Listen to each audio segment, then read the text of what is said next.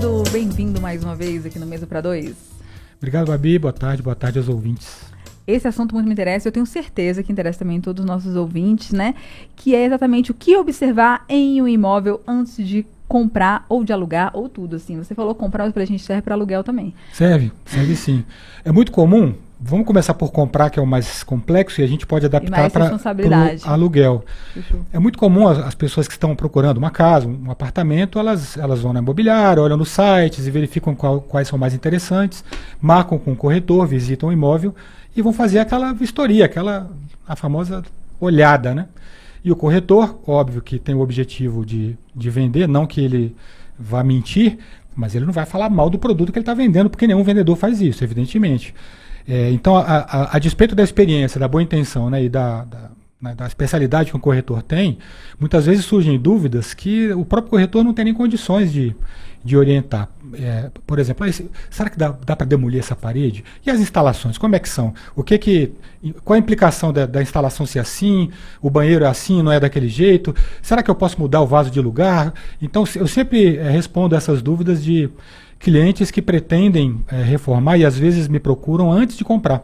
Sensacional. E aí, olha que legal, antes de tomar a decisão, que pode ser a decisão da tua vida, que você vai gastar talvez a economia da tua vida inteira, principalmente se for em Brasília, né? Uhum. Que até o imóvel barato ele já é caro, né? Então não tem jeito. Tem caro, muito caro e caro pra caramba.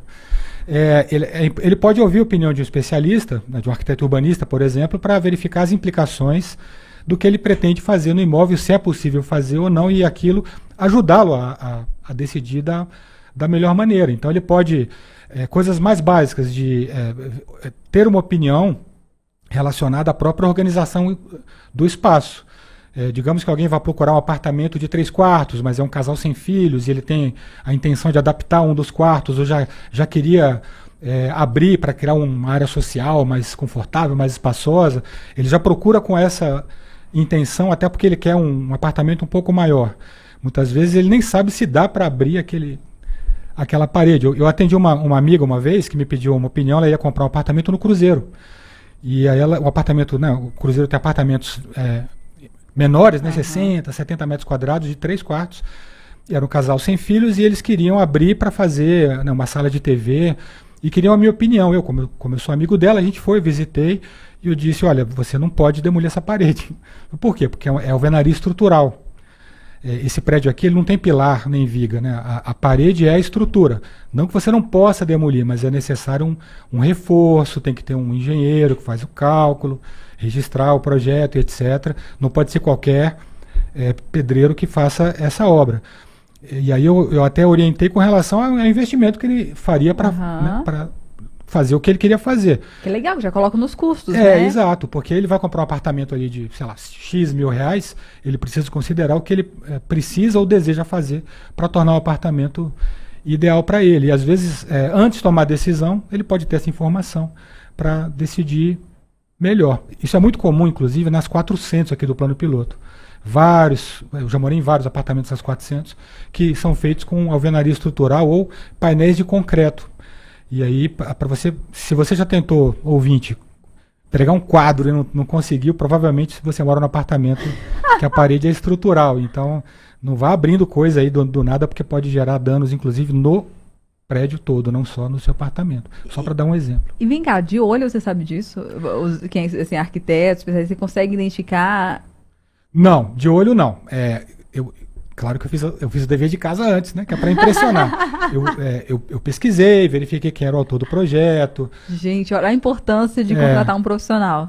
E aí, até pela conformação e pelo que eu conheço dos projetos de Brasília, havia fortes indícios de que aquela quadra ali teria sido feita dessa forma, porque eu já conhecia outros prédios com o mesmo projeto, né? O Cruzeiro foi feito de baseada, assim, né? Várias quadras feitas pelo mesmo arquiteto ali na década de 60. Então teve um pouco de feeling, de conhecimento também, nem todo profissional tem esse superpoder que eu tenho, né? Adoro, de fazer a tarefa de casa também, tem que pesquisar. Outras coisas importantes, básicas também, as instalações hidráulicas, banheiro é uma coisa que todo mundo compra já querendo reformar.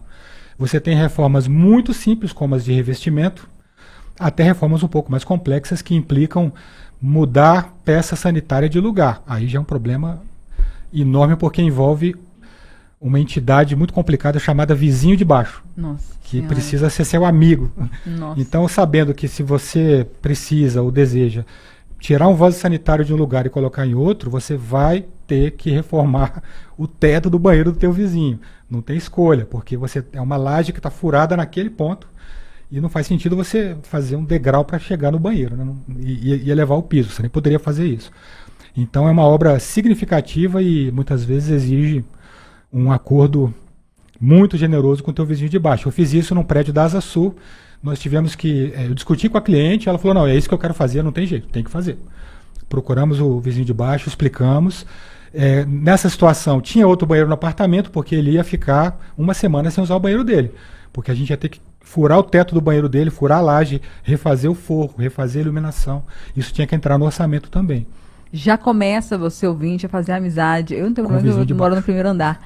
Eu tenho outros problemas por isso, mas enfim, esse não é um problema meu, mas já começa a fazer amizade, leva o bolinho, pergunta se tá tudo bem, se leva o cachorro para passear. Exatamente. Esse é o momento. E eu adorei também, assim, essa questão de quando contrata um profissional antes, você saber em que pé que tá tudo ali. O acabamento, a tinta, que tipo, se naqueles canos da década de, sei lá, de quanto que era tudo ferro, se a fiação precisa trocar, vocês conseguem fazer esse diagnóstico também de tudo isso, né? Da Sim. qualidade do que foi usado naquele apartamento. Normalmente, as pessoas olham muito o acabamento, que naturalmente ela vai querer trocar. E há acabamentos que você não precisa necessariamente de um profissional. Até já falamos sobre isso aqui. Trocar um piso, colocar outro. Claro que o profissional ele vai te orientar melhor, né? Qual é o melhor piso, etc. Mudar uma tinta de uma parede, mas demolir parede, construir parede nova. A famosa cozinha americana, abrir a cozinha, que todo mundo adora até fritar o primeiro bife. Mas eu acho bonito também.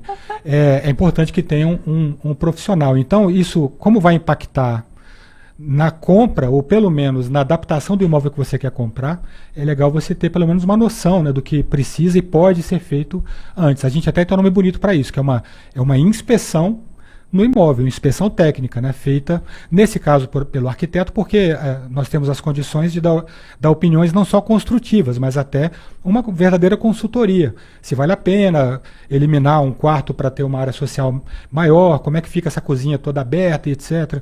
Quais as implicações que ele vai precisar considerar. É um serviço que a gente presta, inclusive. Que legal. E nesse serviço também tem essa questão de... Eu adorei também de ver iluminação natural, explicar pra gente, porque eu não tinha ideia, né? Essa questão de ventilação. Olha, esse vai pra cá, porque geralmente a corrente de ar vem desse lugar pra esse lugar. Que a gente, assim, pessoas que não tem, né? Assim, aí assim, precisa ter esse olhar mais clínico para poder também fazer esse diagnóstico, se vai ser um calor danado. Eu aluguei meu imóvel na época do começo do inverno. Era uma coisa. Chegou aqui agora nesse calorão, meu pai do céu, eu tô fritando lá dentro. Então, vocês têm essa noção.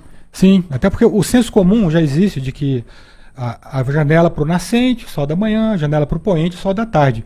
Mas existem vários nascentes e vários poentes ao longo do ano, né? O sol ele não nasce exatamente no leste e se põe exatamente no oeste, depende da latitude. Brasília tem uma característica muito específica. O hemisfério sul, de modo geral, pouca gente sabe disso, a gente aprende no primeiro semestre de arquitetura e a gente fala, caramba, nunca me toquei disso, né?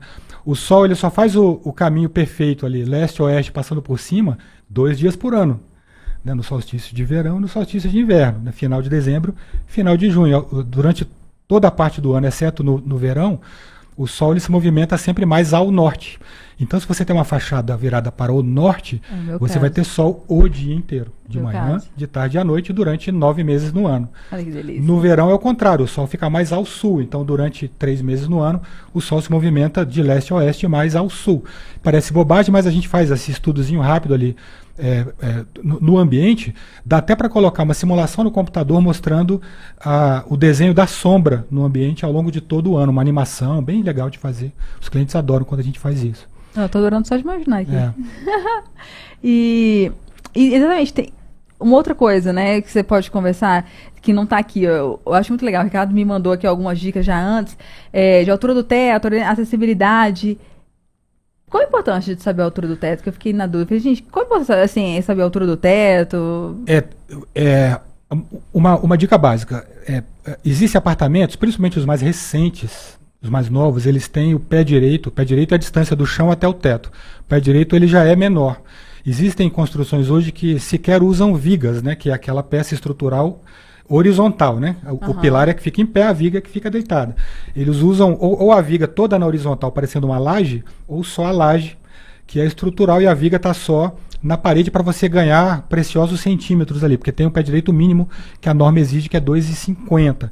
Mas tem muito apartamento que quando coloca forro, fica 2,30, 2,25, né? Aí você tem um problema, muitas vezes, se você tem uma distância pequena do forro até a laje, fica muito difícil passar instalação, ar-condicionado, elétrica e etc, etc. Geralmente dá, porque precisamos de poucos centímetros, menos no ar-condicionado que você tem tubulações maiores.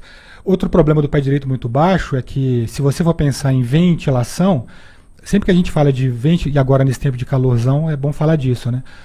Se eu tenho uma sala com o pé direito baixo, eu tenho menos volume. Então eu tenho menos ar naquele local para ser trocado.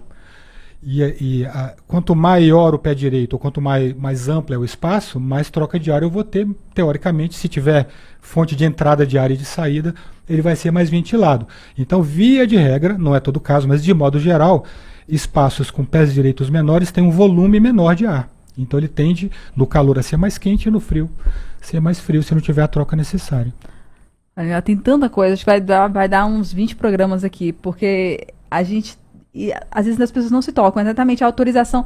Aí depois a gente pode até conversar sobre isso, Ricardo, mas a autorização do condomínio na hora de alugar também, como o prédio se imagina. O meu marido comprou quando ele era no começo, né? Assim que começou a trabalhar, comprou um apartamento em Águas Claras e não se tocou que não podia ter ar-condicionado lá. Assim, nem olhou isso.